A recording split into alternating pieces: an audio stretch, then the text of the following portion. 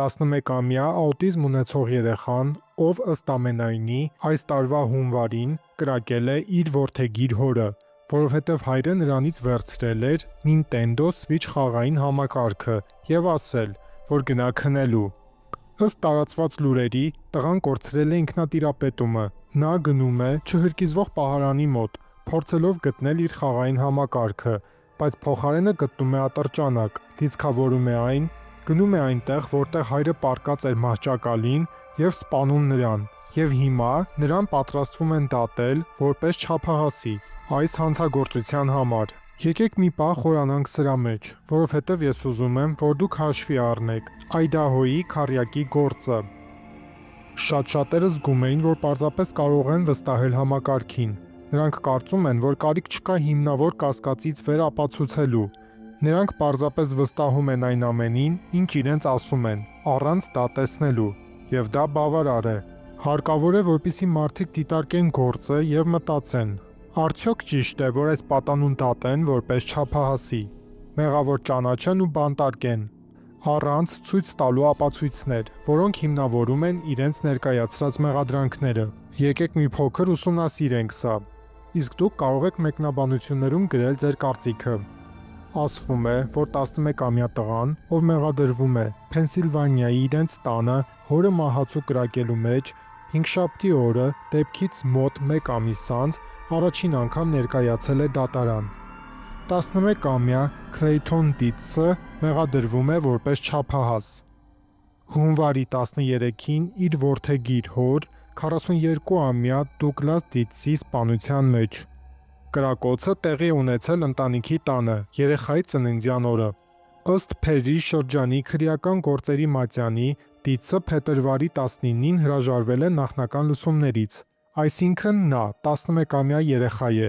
բայց նա 11 տարեկան լինելով հանդերձ հրաժարվել է իր նախնական լսումներից,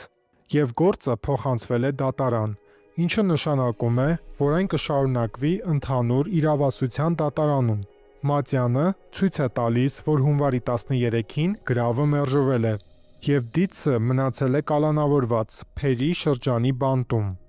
Տեղական լրատվամիջոցները հայտնում են, որ Դիթսը Փերի շրջանի դատարան է ժամանել կեսօրից անմիջապես հետո, ժամը 13:30-ին նշանակված լսումների համար։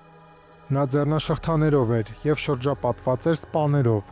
Ընտանիքի անդամները հրաժարվել են մեկնաբանություններից, սակայն պաշտպան Դեյվ Ուիլսոնն ասել է, որ ծրագրում է հասնել գործի փոխանցմանը անչափահասների դատարան։ Դատական արձանագրությունները նկարագրում են այն, ինչը ըստ քննիչների հանգեցրել է կրակոցին։ Իրավապահներին տուն են կանչել հունվարի 13-ին, ժամը 3-ից քիչ անց։ Դուգլաս Դիթսը հայտնաբերվել է մեջքի վրա պառկած, գլխի շրջանում հրազենային վնասվածքով։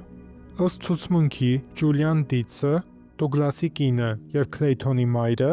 քննիչներին ասել է, որ ինքը և ամուսինը պառկել են քնելու կեսգիշերից քիչ անց Քլեյթոնի համար «Տարեդարձ է այսօր» երգելուց հետո։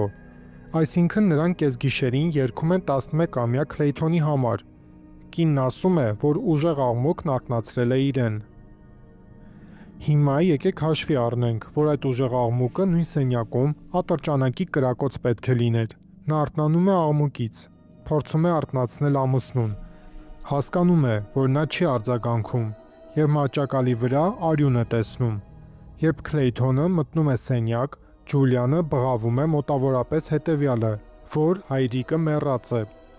Տղան ըստ տեղեկությունների վազում է ներքև, գոռալով. «Իմ հայրիկը մեռած է»։ Խոհանոցում մոր և տղայի հետ խոսելիս ոստիկանը հայտնել է, որ լսել է, թե ինչպես է Քլեյթոնն ասում. «Ես սպանեցի հայրիկին»։ Հիմա եկեք հաշվի առնենք, որ այս 11-ամյա տղան աուտիզմ ունեցող երեխա է։ Ինչպես է նա ընկալում որոշակի տեսակի տեղեկատվությունը։ Օրինակ, եթե այդպիսի երեխաներին ասեք խոզերը կթռչեն, կամ դա կլինի, երբ դժոխքը սառչի, նրանք դա կընկալեն բառացիորեն։ Նրանք կմտածեն. արդյոք խոզերը թռչում են, կամ արդյոք դժոխքն իրոք սառչելու է։ Եվ ահա, թե ինչու են նման փոքրիկ մանրուքները չափազանց կարևոր։ Բայց եկեք շարունակենք։ Քննիչները պնդում են, որ Քլեյթոնը հայտնել է իրավապահներին, որ փնտրելիս է եղել իր Nintendo Switch-ը, որն իրենից վերցրել էին, եւ գտել է զենքի սեյֆի բանալիները։ Կարծելով, որ խաղային համակարգը կարող է լինել այնտեղ, նա բացել է սեյֆը եւ հանել ատրճանակը։ Հարցաքննության ժամանակ Նեյփը ասել է, որ ջղայնացել էր քնելու գնալու հրահանգից։ Երբ հարցրել են, թե ինչ էր կարծում, ինչ կլինի կրակելիս, տղան ասել է, որ բարկացած էր եւ չի մտածել հետևանքների մասին։ Իշխանությունները նաեւ նկատել են, որ Քլեյթոնը ձախ աչքի վերևում ուներ մեծ սալջարդ, իսկ ստորին շրթունքին փոքր վերք։ Դատախազությունը հայտնել է, որ հետաքննությունը շարունակվում է։ Իսկ հիմա անցնենք այն մտահոգություններին, որոնք բարձրացվել են։ Ասվում է, նա խոստովանում է, որ սեյֆում փնտրել է խաղային համակարգը, բայց գտնելով ատրճանակը, լիցքավորում է այն եւ կրակում հոր գլխին։ Որդեգիր մայրը, ով քնած էր նույն մահճակալին, արթնանում է աղմուկից։ Եկեք հստակ լինենք, դա ակնհայտորեն կրակոցի ձայնն էր։ Նա տեսնում է ամուսնուն մահացած, նայում է եւ տեսնում Քլեյթոնին դռների մեջ կանգնած եւ ասում է. հայրիկը մեռած է։ Նրանք ներկայացնում են այնպես, որ մայրն է ասում, հայրիկը մեռած է։ Ինչին ի պատասխան տղան ասում է. ես սպանեցի հայրիկին։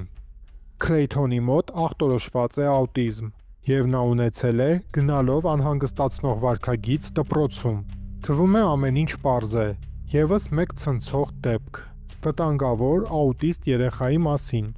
Հայրիկը մեռած է արտահայտությունը աուտիզմ ունեցող երեխայի համար ավելի շուտ դիտարկում է, քան խոստովանություն։ Շատ մարդիկ ասում են, դու ինձ սպանում ես, երբ հիասթափված են կամ համբերությունը հատել է։ Եթե դա մի արտահայտություն է, որը հայրն օգտագործում էր, աուտիզմ ունեցող երեխան դա կընկալեր բառացիորեն, եւ տեսնելով, որ հայրը մեռած է, կկարծեր, թե դա իր մեղքն է։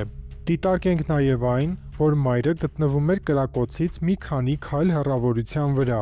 եւ նա նշում էր, որ ինչ-որ աղմուկ էր լսել եւ դրա համար արթնացել։ Մայրը պնդում է, որ չգիտեր, թե որտեղ են սեյֆը կամ բանալիները։ Մայրն անցնում է պաշտպանողական դիրքի, ասելով. ես չգիտեի, բայց 11-ամյա երեխան գիտեր։ Այս փաստը բոլորի համար կասկածելի է։ Հարցաքննության ժամանակ տրված հարցերը վճռորոշ են։ Հասկանալու համար Քլեյթոնի խոստովանությունը ճիշտ էր, թե նրան մանիպուլյացիայի են ենթարկել։ Այս խոստովանությունները արվել են մոր ներկայությամբ, բայց նա հրաժարվել է Քլեյթոնի իրավունքներից եւ փաստաբան չի պահանջել նրա համար, թեև նա ընդամենը 11 տարեկան է եւ աուտիզմ ունի։ Ինչու է մայրը հրաժարվել նախնական լսումներից։ Թվում է, թե նա վերահսկում է գործընթացը, որպեսզի տղային արագ տանի այդ ճանապարհով։ Հանրության մոտ առաջացել են շատ հարցեր։ Մինչ այժմ մեղադրանքը հիմնված է միայն խոստովանության վրա, ոչ մի հիշատակում չկա փորձաքննության մասին։ Վառոդի հետքեր Քլեյթոնի ձեռքերին, արյան հետքեր, մատնահետքեր բանալու կամ զենքի վրա։